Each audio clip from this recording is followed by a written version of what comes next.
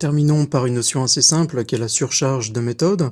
En Java, il est possible de définir plusieurs méthodes ayant le même nom du moment qu'elles n'aient pas les mêmes listes de paramètres, c'est-à-dire si les nombres de leurs paramètres ou si les types de ces paramètres sont différents.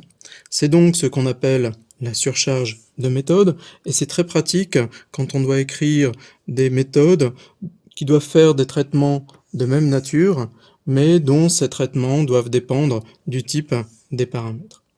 Donc en Java, ce qui différencie deux méthodes, ce n'est pas seulement leur nom, mais aussi le type de leurs paramètres, ce qu'on appelle techniquement la signature de la fonction.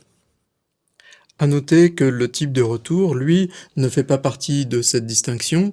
On n'a pas le droit d'avoir deux fonctions de même nom et même paramètre qui ne différeraient que par le type de retour. C'est-à-dire que je peux déclarer deux fonctions f ayant pour la première un paramètre de type int, pour la deuxième un paramètre de type double, et ces deux fonctions peuvent avoir le même type de retour. Par contre, je ne peux pas avoir deux fonctions de même nom ayant toutes les deux un paramètre de type int, mais qui différeraient par le type du résultat, par exemple int pour la première et double pour la seconde. Donc en résumé, en Java, on peut avoir des fonctions de même nom, mais qui diffèrent dans le type de leurs paramètres. Par exemple, je peux définir ces trois méthodes qui s'appellent toutes les trois affiches, et qui sont bien trois méthodes différentes, puisque leurs listes de paramètres sont différentes. La première méthode a un paramètre de type int, la deuxième un paramètre de type double, et la troisième deux paramètres de type int. Quand j'exécute affiche1, comme l'argument 1 est de type int, c'est la première méthode qui va être appelée et qui va m'afficher entier de point 1.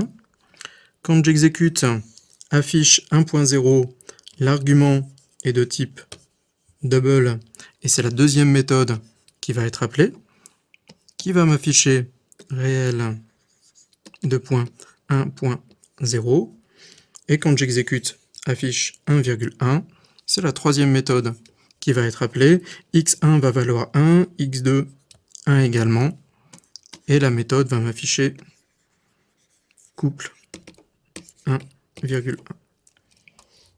Terminons cette vidéo par une vue d'ensemble de la version finale de l'exemple avec lequel nous avions commencé cette leçon. Le but est principalement de vous montrer comment se structure le programme, c'est-à-dire où se trouvent les différentes méthodes ou la déclaration de la variable de type scanner par exemple. À ce stade du cours, un programme Java est constitué d'une seule classe qui contient la méthode main qui se trouve ici. Les autres méthodes servent à modulariser main. L'idée est d'avoir un programme principal, c'est-à-dire une méthode main concis et des méthodes auxiliaires permettant sa modularisation. Ici, nous avons trois méthodes auxiliaires que l'on a placées à la suite de la méthode main, mais toujours à l'intérieur de la classe unique que constitue notre programme. La modularisation pourrait être en fait améliorée. La méthode saisie et calcul pourrait utiliser une méthode supplémentaire qu'on pourrait appeler saisie et qui prendrait en argument les bornes de l'intervalle dans lequel saisir une valeur. Saisie et calcul pourrait alors invoquer cette méthode saisir une fois pour la saisie du temps et une fois pour la saisie du score, ce qui éviterait la duplication de la boucle do while. Vous constaterez aussi que l'on a déclaré une seule variable de type scanner à l'extérieur des méthodes, tout au début de la classe, plus exactement ici.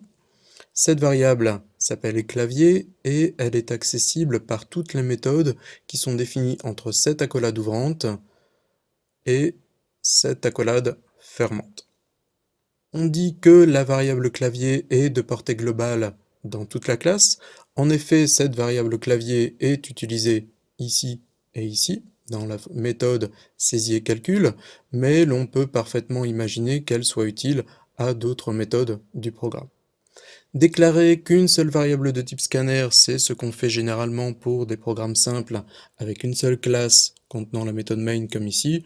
Comme cette variable correspond au clavier de l'ordinateur, c'est assez logique, puisqu'un ordinateur n'a qu'un seul clavier. C'était la dernière vidéo de notre leçon sur les méthodes en Java. Je vous invite maintenant à répondre au quiz et à faire les exercices.